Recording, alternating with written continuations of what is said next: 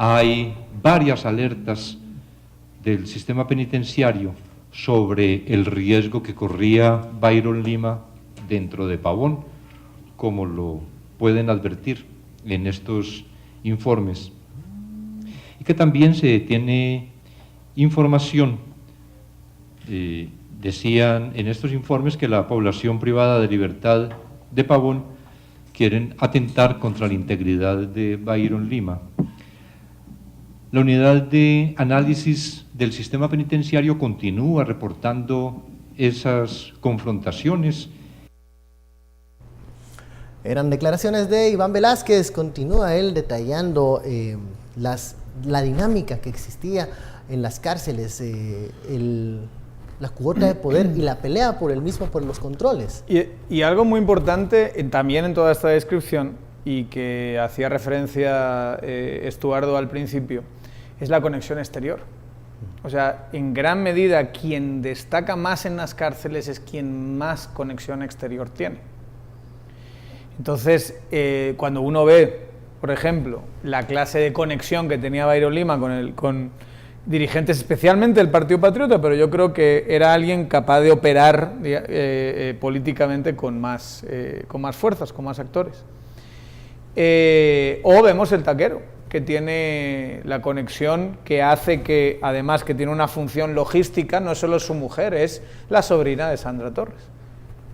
¿Verdad? Que antes nos estaban diciendo aquí por Twitter que por qué no decimos que la sobrina de Sandra Torres estaba metiendo los explosivos. Claro que lo vamos a decir. Claro. O sea, ¿quién está ocultando aquí una vamos a hablar de los elementos externos. Exacto. Sí, los elementos externos. Sí. Entonces, por supuesto, la sobrina de Sandra Torres, que vaya familia nos ha salido, ¿verdad? Vaya compañías que tiene la familia de Sandra Torres, no que sea culpa de Sandra Torres, pero también hay que decir que tanto Gloria Torres como sus hijas trabajaron con Sandra Torres. No es un parentesco lejano del que no tenían ninguna relación, sino que es gente que fue colaboradora política durante muchos años con Sandra Torres. Y eso, obviamente, el hecho de que salga la sobrina de Sandra Torres a hacer esto es un desgaste político para ella. Pero bueno, volviendo al tema, se requiere de esa conexión exterior y se requiere de que además la conexión exterior sea con gente poderosa, con gente que tenga capacidad operativa y que pueda pasar lo que pasó, que encontraron a alguien que logró meterles explosivos, que son palabras mayores, en este caso, en cuanto a una operación de corte violento de alta sofisticación. Elementos externos, eso nos llama mucho la atención, el papel de la esposa del taquero, también de María Marta Castañeda Torres, que ahora se ve claro su participación, según la CICIG y el MP, en este atentado, en ese día, en donde pues se puso fin a la vida de 13 personas, Estuardo. Mira, los dos tenían elementos externos muy sólidos. Y esto era necesario para llevar Totalmente. A cabo nadie puede tener la acción. Nadie puede tener poder en las cárceles, nadie puede tener semejante control no de las cárceles, del sistema, ¿verdad? Si no tiene elementos externos. No olvidemos eso. Los mareros creo que son otro excelente ejemplo de cómo toda su actividad la hacen en la calle, en realidad, su financiamiento, reclutamiento, aparte de que reclutan en las gaviotas, obvio, ¿verdad? Reclutan en las calles, reclutan en las colonias, reclutan en las escuelas, y eso les da el soporte para los que están en la calle para tener sus operarios, y también reclutan a sus amantes o a sus novias, a sus convivientes, reclutan hasta sus abogados, ¿verdad? Ese es un elemento. Pero uno de los principales que se tiene también afuera en las calles, y eso es lo que hay que seguir averiguando para CICIG y MP, son los jueces. Porque el negocio de traslado de reos se da sí, solo sí hay aprobación de juez, y de eso no se ha dicho mucho. De ese sistema no se ha dicho mucho. Y sí tenemos que llegar, digamos aquí, a ver, yo creo que hacer un barrido de los... toda la cadena, digamos. A toda la cadena, pero de los traslados que estén de alguna manera ligados a permisos pagados, pues se habla de traslados de hasta $30,000. $30,000, que pagaron $30,000 para trasladarlo de un lugar a otro. Pero, ¿y el juez? ¿O la juez? ¿Qué pasó? O sea, miren, esto es más grande de solamente una lucha de poder en una cárcel. Y por eso esos elementos externos cobran entonces Totalmente. sentido, porque Cobran va sentido, más allá que y es toda el control adentro de la cárcel. que necesitas para tener ahí. Entonces necesitas, obviamente, los familiares y los aliados más cercanos. Estos, y otro ejemplo que pongo yo son los maderos, necesitas jueces, porque solo el juez da el permiso de traslado. Y digamos claramente, entonces hay que averiguar, hay que hacer un barrido también de la otra. Algún funcionario público con mucha influencia. Funcionarios públicos con mucha influencia. Y aquí vamos al caso de, por lo menos lo que dice la esposa de Montiel es que, la de esposa o conviviente de Lima, es que había un acuerdo en campaña, ¿verdad?, de llegar al poder, pero darle a él todo el poder.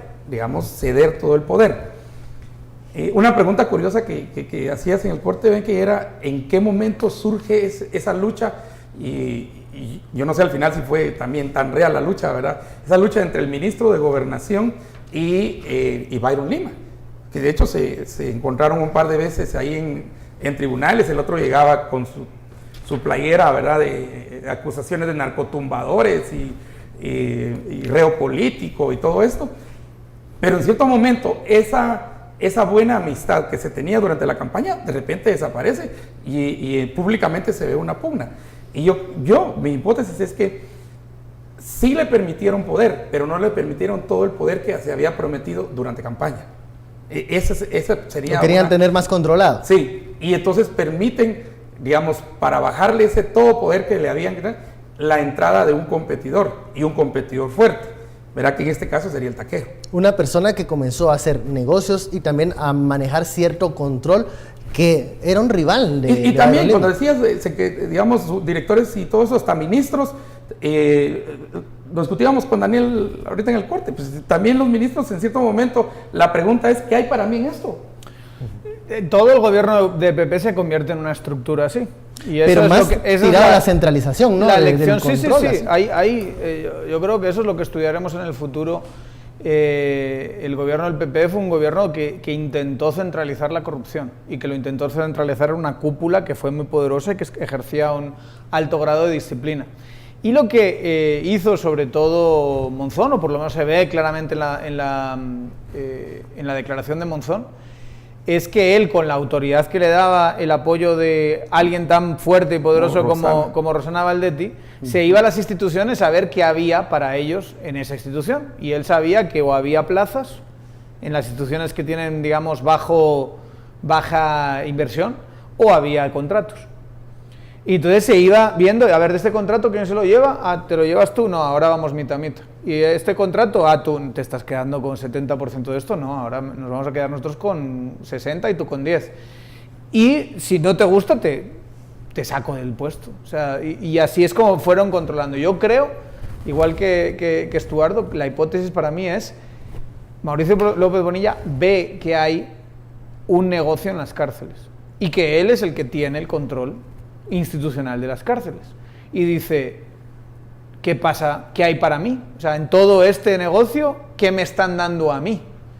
Y entonces, en ese proceso de centralización que estaba aconteciendo en muchas partes del Estado, también hubo un intento por controlar, porque al final del día, el que tiene más ventaja es el que está afuera. Ahora, el que tiene poder político y está afuera. Ahora, una buena idea es quitarle ese poder en la práctica a una persona que está dentro de un centro carcelario. O sea, no puede existir una persona que mande en un centro carcelario y es un reo. Esa es una buena idea en principio. Mala idea, quererme apropiar del negocio que tiene esa persona dentro de las cárceles. Lo que pasa es que todo esto era para... O sea, yo no creo que significase quitarle absolutamente todo a Byron Lima. Significaba centralizar más esa corrupción. Y si Byron Lima se quedaba con 100, a partir de ahora vamos a tener que repartir 60 para mí, 40 para ti. 60 para mí porque yo soy el que manda aquí. Porque aquí hay un proceso de intentar tener mayor control. Y piensen también que el proyecto Patriota, el proyecto de Mauricio, o el proyecto de Rosana, el proyecto de Sinibaldi, tenían perspectivas de futuro. O sea, no solo mando hoy, sino que yo tengo la intención de ser presidente, o de ser alcaldesa, o de ser en el futuro, y ya en el futuro todos querían ser presidente. O sea, esos tres que acabo de mencionar querían ser los tres presidente. ¿Les sorprendió en algún momento la detención de María Marta Castañeda Torres? Porque bueno, hemos visto a la hija de Gloria Torres y a la sobrina de Sandra Torres, pues señalada por otro tipo de casos, más en el área de la corrupción municipal, pero esto para mí fue algo que yo quería saber cuáles eran los nexos. Hoy nos aclaran ese papel. Y bueno, en serios problemas la señora María Marta Castañeda, ¿no?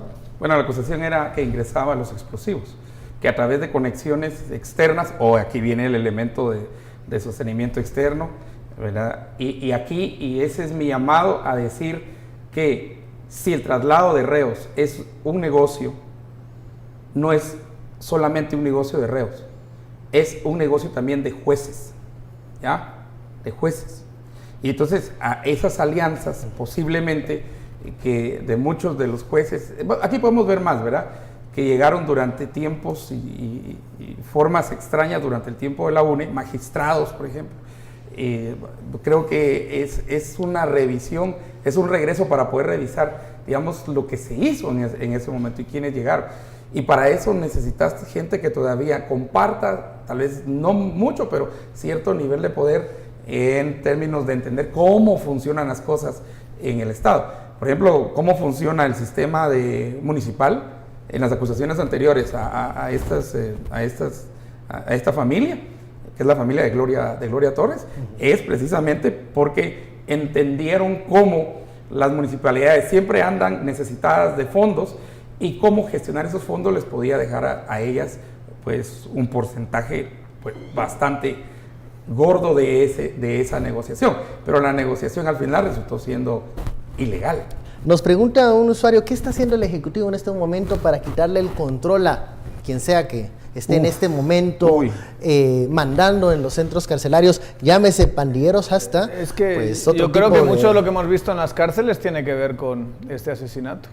Porque el efecto que tenía Byron Lima, por lo menos en una parte, lo que yo creo que está claro es que tampoco había un control absoluto, como a veces se dice en la prensa, como el titular queda bien, pero el control absoluto no lo tiene absolutamente nadie. Esa es la realidad. Y entonces en ese proceso, por lo menos había una parte del sistema penitenciario que él sí era capaz de disciplinar y de ordenar y como digo, tenía esa visión y esa conexión con el sistema político general. Sin él no es tan fácil decir otro va a tomar su lugar. O sea, muchas veces lo que pasa es que sin alguien que es capaz de tomar un control importante de una parte del sistema penitenciario y que tiene esas conexiones con el exterior, lo que va a producirse después es caos. Y yo creo que eso es lo que estamos viendo. Porque no hay vacío de poder, ¿eh? No. El caos incluso es una forma de expresión de eso. Pero lo que no hay es automáticamente una sustitución de una figura por otra. Y que vaya a haber ahora un Byron Lima que está haciendo lo mismo. No hay muere el rey, viva el rey. No. Lo que pasa es que es un buen ejemplo porque un reinado es una institucionalidad. Entonces, digamos, cambias de rey y sobre todo si el reinado es fuerte, no hay ningún... Pero esto era algo que había construido personalmente Byron Lima, en gran medida. Y que es Byron Lima el que tiene esa conexión con el exterior. Tú no puedes poner a cualquiera en ese lugar y pensar que el resultado va a ser el mismo. Ni siquiera el mismo taquero. No va a pasar. Bueno, ni siquiera el mismo taquero.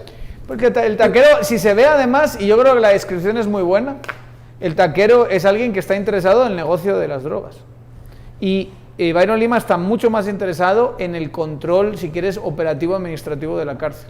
Bueno, vamos a la pausa. La etiqueta SF Taquero. Volvemos luego de estos anuncios.